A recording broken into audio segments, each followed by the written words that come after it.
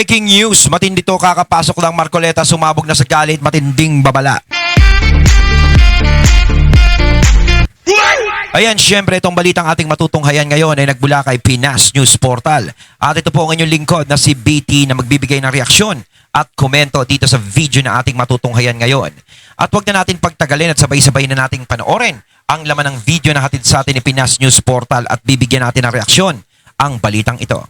Pasok! Nangyari ho sa Senado at babala ho din ni Marcoleta, ha? Ayun, syempre, bago natin simulan ng video ito, nais ko nga pala magbigay ng credits dito sa boses at video na matutunghayan natin ngayon at bibigyan ng reaksyon walang iba kundi si Banat Bay. Syempre, huwag niyong kalimutang suportahan ang channel ni Banat Bay, mga katunay, pakibisita po yan at huwag niyong kalimutang mag-subscribe at mag-follow para maging updated po kayo sa mga vlogs, reactions at sa mga balita na hinahatid sa atin ni Banat Bay. At syempre, huwag niyong kalimutang suportahan ng Banateros, mga katunay. Mga idol natin yan. At isa dyan, ang idol natin si Banat Bay. Ipagpatuloy natin. Naku, grabe ho itong banat ni Marcoleta. Panoorin natin, ha? Coming from a court which has no longer jurisdiction in this. Ayun. Yung sinasabi ng mga kasama ko, well, para ano ba, sumulong ko na lang. Anyway, you can exhaust all remedies under the law. What remedies are you talking about?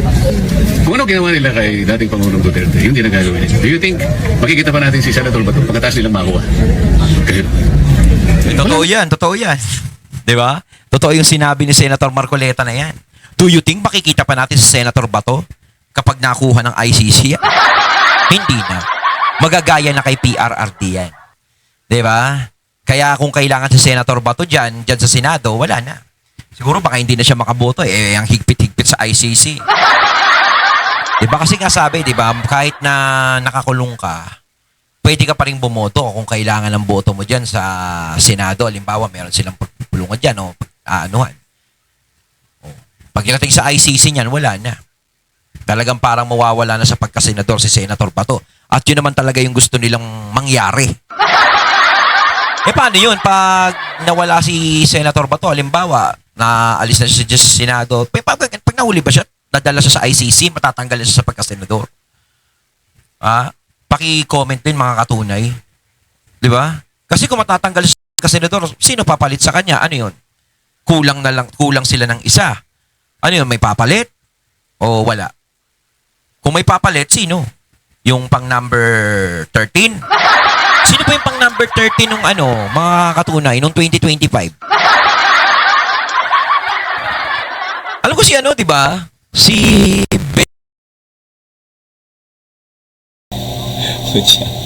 Nasakop na ng tulpo yung Senado. Ay siya, magtayo sila ng programa dyan, no? Tulpo, Senado mo!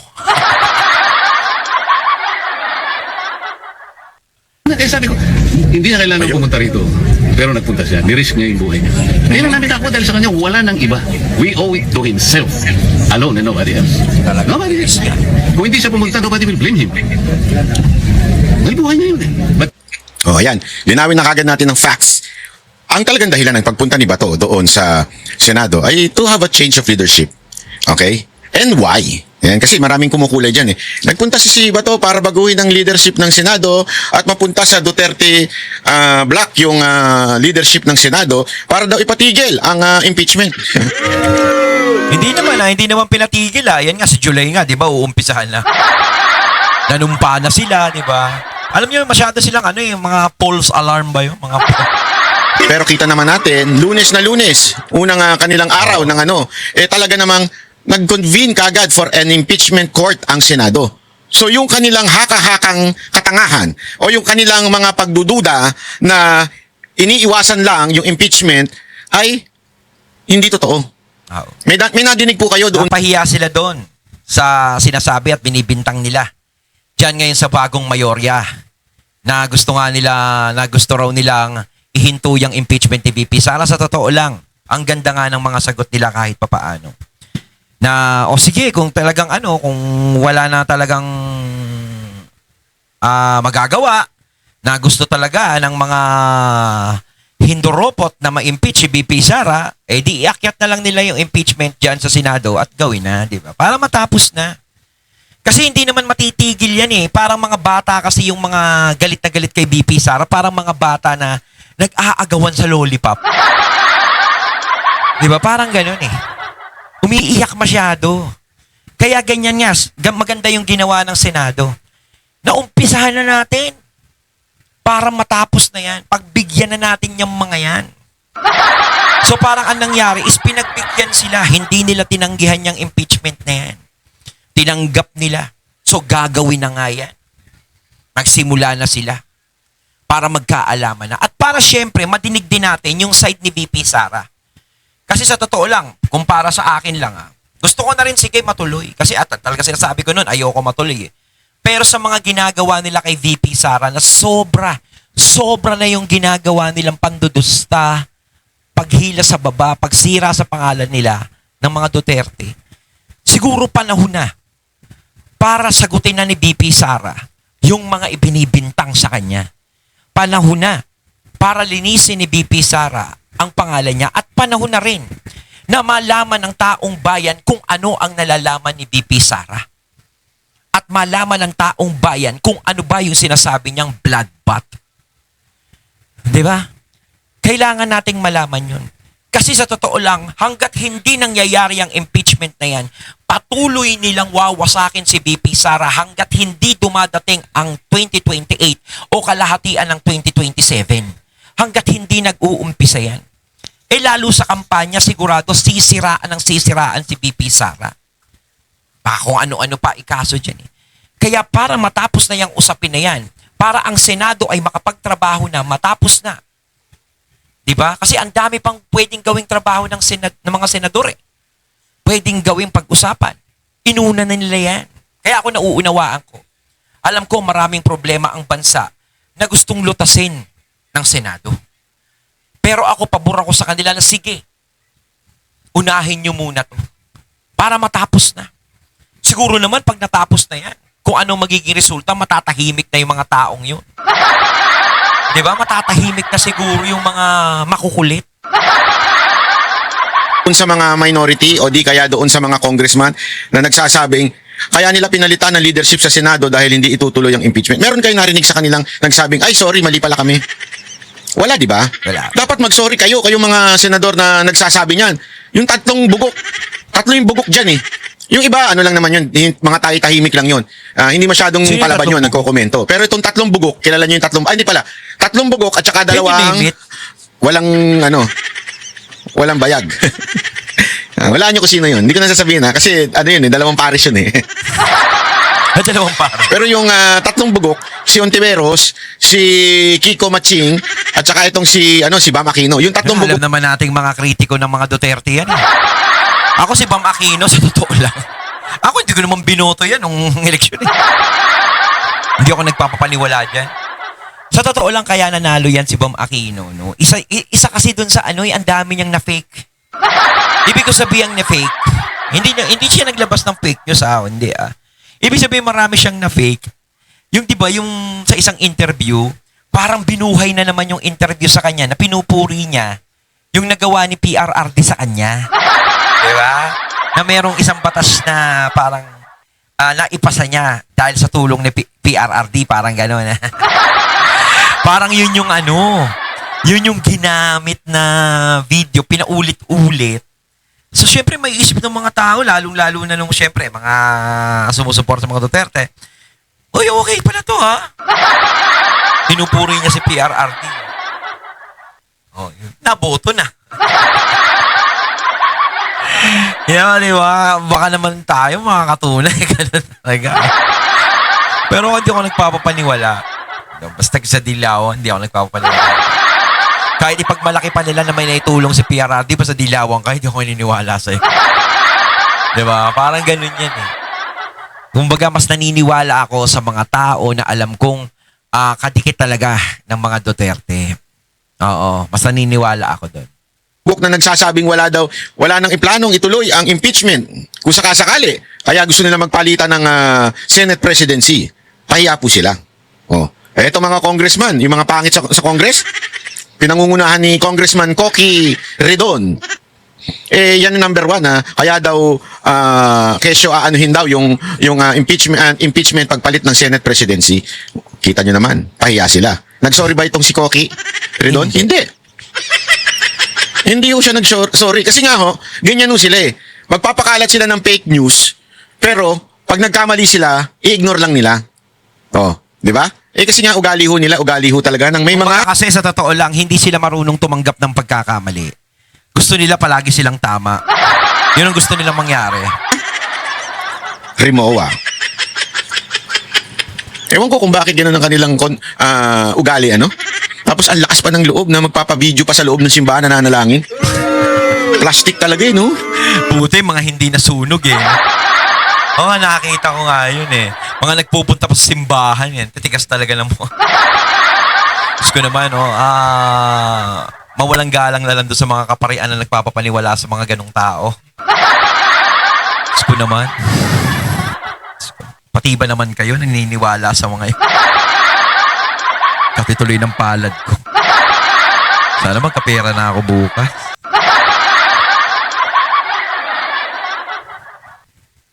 Ayan ang mga masasabi nating mga banal-banal aso yan eh. Oh. O yan ang mga peke talaga. Ewan ko bakit nga nananalangin pa yan. Ano nananalangin kayo? Madagdagan ng inyong pagpapala mula sa peke yung Panginoon? Diba? Yan ba ang dahilan? Dapat kasi hindi sila sa simbahan nagpupunta eh. Dapat kay magtayo sila nung yung parang muka doon sa camera. Yung parang sa Shider. Maglagay sila nung mukha na nagsasalita. Tapos magano siya, wongga shigi, ooh, shigi. Dapat gano'n, no? Ang ating mahal na pumalayar. Hindi sila bagay doon sa mga sagradong lugar. Diba? Kung ako sa kanila magbuo sila sa camera nung mga ganun.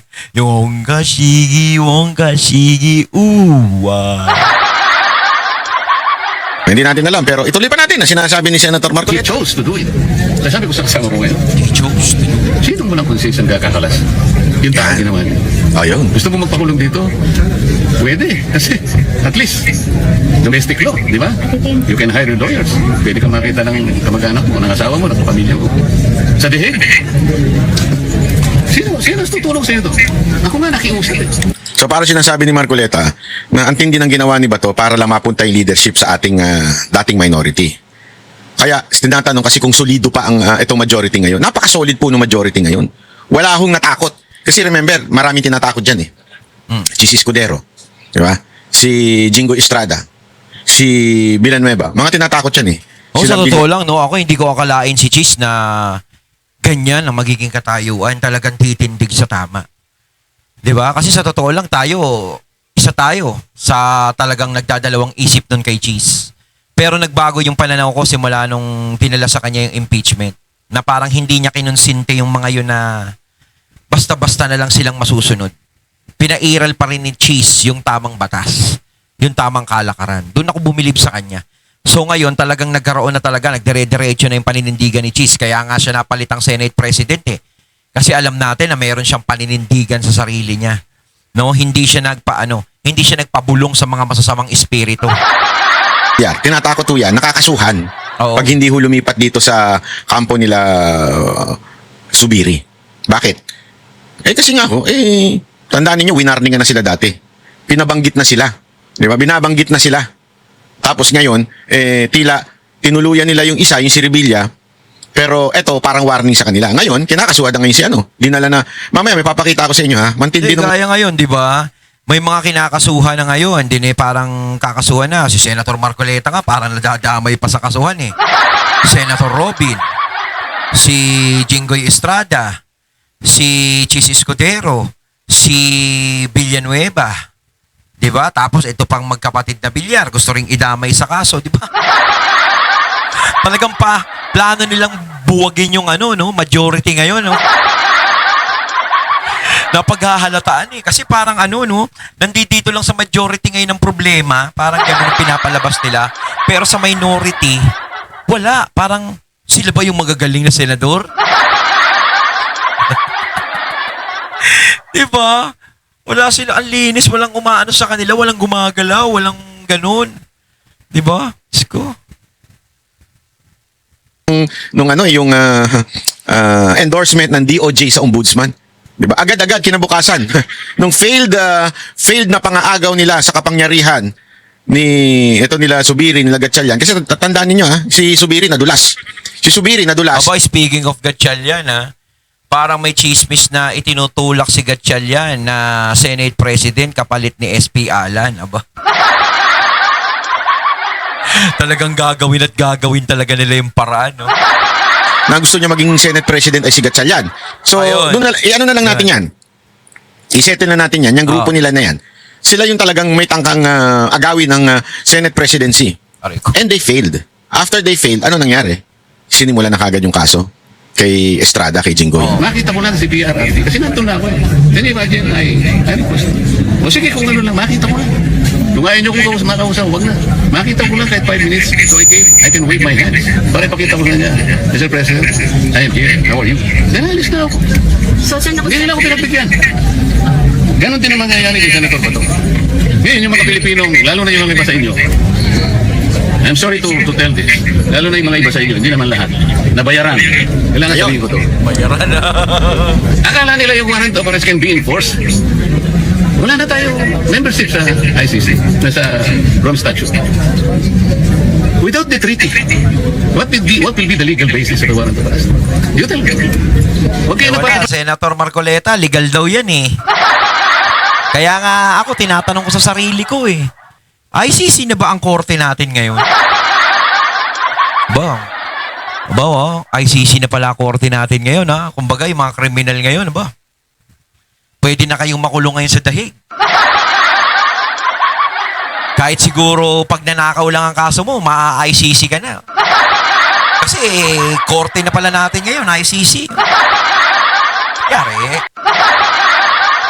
Mas makukulong ka sa dahig eh. Talagang siguro, ang dami sigurong kriminal na magpapakulong sa dahig. Siyempre, alam naman natin, di ba, maganda rin malamig. Hindi katulad di man ng mga kulungan natin dito. Di ba? Mas pipiliin na nila doon. Tsaka, di ba, yung kahit mga pagkain doon, medyo ayos-ayos naman, di ba? Paniwala doon sa mga din, mga abogado nagsasalita ng salita. Para ka lang nag-tourist doon pag nakulong ka. Nililim lang. Kilala ko yan, yung Dean na nagmamagaling, dyan sa TV5 yan eh. Dating host yan eh. Grabe yung logic niya. Sabi ko, paano naging Dean to? Siguro sip-sip lang ito noon. Sip-sip lang ito, kaya naging Dean ito. Kasi alam naman natin, maraming ganyan sa trabaho. Yung sip-sip lang, kaya nabibigyan ng katungkulan. Hindi, totoo, maraming ganyan. Oo. Di ba? Marami. Sa mga, sa mga kumpanya ninyo, dami dyan, yung sip-sip lang. Pero sa totoo lang, mahina naman ang utak, di ba? Pero dahil sa sip-sip lang, nabibigyan siya ng katungkulan at napapansin siya. Kumbaga, yun na lang ang tangi nila sandata, yung mag-isip-sip. O sa totoo nga, maraming sip-sip na napopromote pero mahina ang utak. Baka ganun itong din na ito. Kaya naging din ito dahil sa sip-sip lang. Pero tama si dito eh. Huwag kayo maniwala dyan sa mga yan. Ginagamit pa nila yung RA 9851 nila.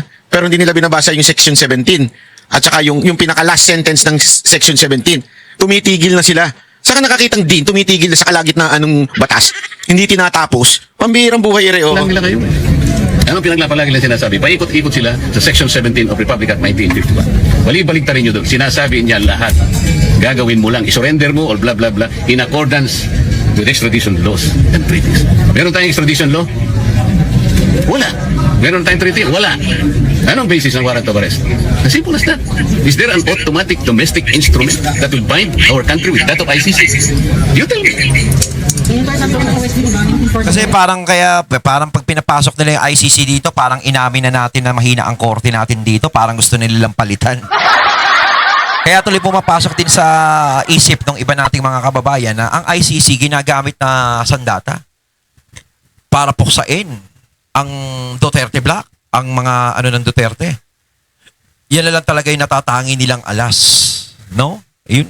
Kaya, kumbaga, kung gusto nyo mabura sa amin yung sa isip namin yun, patunayan nyo.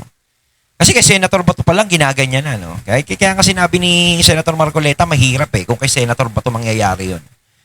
Tsaka sinabi din naman ni Senator Bato na kung makukulong siya sa dahig, sa ICC, syempre hindi naman sila ganun kayaman. Kumbaga, hindi naman para bisitahin siya doon na, syempre magbabiyahe-biyahe pa yung pamilya nila doon, yung pamilya niya doon. Oh. Sila VP Sara, alam naman natin kahit papaano, syempre may mga yan, tsaka nagkakatulong-tulungan yan eh. Oh, hindi iba pa rin si Senator Bato parang Senator Bato, syempre dadalawin naman siya ng pamilya niya pero hirap. Ngayon kung gusto nilang kasuhan si Senator Bato, payag naman si Senator Bato na makulong dito sa Pilipinas eh. Dito siya ditisin eh. Ano pa inaarte-arte ng mga yan? Di ba? Ano ba inaarte-arte ng mga tao na gustong umaresto kay Senator Bato? Di ba sobrang arte lang? Di ba may pa-ICC pa samantalang may korte naman tayo rito? Bakit hindi nyo nilang ayusin dito sa Pilipinas yan? At kung meron kayong reklamo kay Bato, dito litisin si Bato sa Pilipinas. At kung mapatunayang may kasalanan si Bato, dito makulong si Bato sa Pilipinas. Payag naman siya. Di ba? Ano bang mahirap doon? Bakit mas pinapakinggan nyo pa yung mga banyaga kaysa boses ng mga Pinoy? Ano ba tayo? Di ba? Sunod-sunuran ba tayo sa mga banyaga? Hindi dapat ganun. Pilipino tayo. Kaya nga yung bayani natin nakipaglaban sa kalayaan natin. Nakipaglaban sa mga banyaga. Tapos ganito ginagawa nyo, nagpapailalim tayo sa mga banyaga. Eh di wow. Sa totoo lang, galit na galit kayo. Galit na galit kayo kasi ang China sinasakop ang West Philippine Sea. Pag-aari ng Pilipinas ang West Philippine Sea. Ayaw niyong sakupin tayo ng China. Pero ano yung ginagawa niyo ngayon, huy? Diba? Ano yung ginagawa nila? Pumapayag kayo na magpailalim tayo sa ICC? Na alam natin na taga-ibang bansa? Takot na takot kayo sa China. Ayaw nyo sa China kasi baka sakupin tayo. Anderin tayo. Mapailalim tayo. Pero bakit ito? Napapailalim tayo. Okay lang sana kung wala tayong korte dito sa Pilipinas. Wala tayong gobyerno. Pwede siguro nating isipin na payag tayo na pumasok ang ICC pero meron tayong gumugulong na gobyerno dito. Gumugulong na gobyerno. Meron tayong gumugulong na hustisya rito. Kahit mabagal. Pero nakakatulong naman. Alam naman nating may nangyayari. Diba? Ginagawa nyo lang tanga yung isip ng mga Pilipino. Sa totoo lang. Halika dito, hindi kita Sir, after what happened on Wednesday, sabihin mo na sa Eto explain ko lang ng bahagya itong Republic Act 9851 Section 17. Yung kino-quote. Yan yung madalas na kino-quote kasi nitong mga etong mga ewan ko ba, mga pinklawan na gusto lang takot na takot sa mga Duterte at ayaw maging presidente si BP Sara Duterte. Paulit-ulit nilang kino-quote yan, yung RA 9851. Okay? At napakalinaw ho doon sa Section 17. Ibibigay po natin yung buong wait lang po para maintindihan natin. Kasi yan yung paulit-ulit nilang kinukote. RA 9851 Section 17. At nakalagay dito, yung in the interest of justice, the relevant Philippine authorities may dispense with the investigation or prosecution of crime punishable under this act. If another court or international tribunal is already conducting the investigation or undertaking the prosecution of such crime, instead, the authorities may surrender. Yan yung paulit-ulit na sinasabi. Yung authority daw may surrender or extradite suspect or accused person in the Philippines to appropriate international court. Tumitigil na sila dyan. Saka makakakita ng doon sa batas, tumitigil na sila doon. Hindi nila sinasama tong if any or to another state pursuant. Ito yung pinaka-conclusion pursuant to the applicable extradition laws and treaties. Anong ibig sabihin yan? Yung pursuant to the applicable extradition laws and treaties. Ang ibig sabihin lang yan simple-simple. Kailangan sumang-ayon ito sa extradition laws and treaties. Pag hindi dapat sundin. Kasi nga, pursuant to the applicable extradition laws. Ang tanong, meron ba? Wala. Malinaw po, sinasabi nga ni Senator Marcoleta, wala. Kasi in every law, there should be an IRR. Implementing rules and regulation. Ano hong halimbawa nito? Alam nyo po ba na meron na tayong anti-dynasty law? Pero bakit di nasusunod? Kasi wala pa pong IRR yan. Wala pang implementing rules and regulation. Kung papaano, hindi porket batas na yan, yun na yun. Kailangan may susundin. Napaka-importante ho dito, yung pursuant to the applicable extradition laws and treaties. Wala pa nga po Pangalawa, wala po tayong treaty sa ICC. ICC is not a country. Ang treaties is only for countries. Kung meron tayong treaty doon sa particular na bansa na yon, Pwede pa as long as there is an Oo. applicable extradition laws. Ang problema nga, wala. So basa wala. sila ng basa ng Republic Act na 9851 na Section 17 pero putol. Hindi ho nila sinusunod hanggang dulo. At yun yung mga hilig na mga expert kuno na mga din. Pansinin ninyo, pag walang nagtatanong na media tungkol doon sa pursuant to the applicable extradition laws and treaties, wala. Hindi ko nga maintindihan bakit eh. Sinubukan ko kasing hanapin eh. Bakit? Tinitingnan ko kung ano yung argument. Bakit ba hindi tayo magkasundo? Oh. Eto simple lang. Bakit hindi tayo magkasundo doon sa issue ng ang international warrant ba ay may kapangyarihan over sa mga Pilipino? Ang sinasabi nitong mga Duterte haters, meron. Ang sinasabi naman ngayon ng side nito nila Marcoleta, nila Jimmy Bondoc, wala. Hindi pwede. Walang kapangyarihan. Bakit di magkasundo? Alam niyo kung bakit? Simple lang. Iba yung binabasa nilang batas, iba yung binabasa nito. Kumpleto yung sa kabila. Dito sa kabila, wala, kulang. Putol. Kumbaga, dapat yung karugtong isampal sa kanila eh, no? Kaya hindi sila magkasundo eh. Hindi, tsaka para sa akin kasi, kaya gusto nilang mangyari yan. Yun naman talaga ang puntos talaga nila dito eh. Hindi kumbaga, ano na yan eh, kasama na din yan. Pero ang puntos talaga nila dito is wala nang Duterteng makaupo. O wala nang mga Duterte na mamuno. Kahit sino, kahit nga yung mga kaalyado ng mga Duterte, wala nang ganun. Gusto nila sila na lang. Kaya pinaglalaban nila yung sarili nila eh. Pinaglalaban nila yung sarili nila ng prinsipyo sa buhay. Ano ba yun? Pananaw, yun. Yung pananaw nila, yun ang pinaglalaban nila. Kahit alam nilang kulang. Tinatama pa rin nila yung mali. Diyan sila magaling eh. Magtama ng mali. Talagang hindi magkakasundo. Magkaiba ng batas eh. Pag ang batas hindi kumpleto, magkaiba yan. Hindi pa pwedeng kukuha ka lang ng kapiraso doon sa batas, tapos wala na. Napakaganda ho ng paliwanag dito ni Atty. Torrio na ating pong ma-interview bukas. Dahil napakaganda ng kanyang paliwanag dito na importante yung due process, dadaan sa tamang proseso. Yes. Ano yung proseso? Yun nga po yung questionable dun. Wala pa po kasing IRR o proseso pagdating sa treaties ng pagdating sa extradition ang Pilipinas. Pangalawa, wala naman po tayong treaty sa ICC. Dahil ang ICC hindi bansa. Ganun kasimple po itong batas na to. Hindi ko maintindihan. Siyempre, pagka talagang Duterte haters ka na, pag talagang galit ka na, at especially yung iba namang media, bayad ka na, hindi mo na, i-ignore mo na yung mga bagay na to.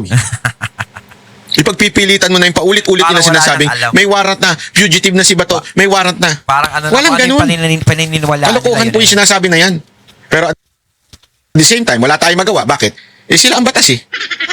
Ganyan ang ginawa nila kay Pangulong Duterte. Ayun, at ating natunghayan ng video na nagmula kay Pinas News Portal at syempre natunghayan natin si Banat Bay at syempre si Senator Marcoleta. Kayo mga katunay, ano masasabi niyo tungkol dito? Comment lang po kayo sa comment box. So once again, I'm BT and I'm out. Peace.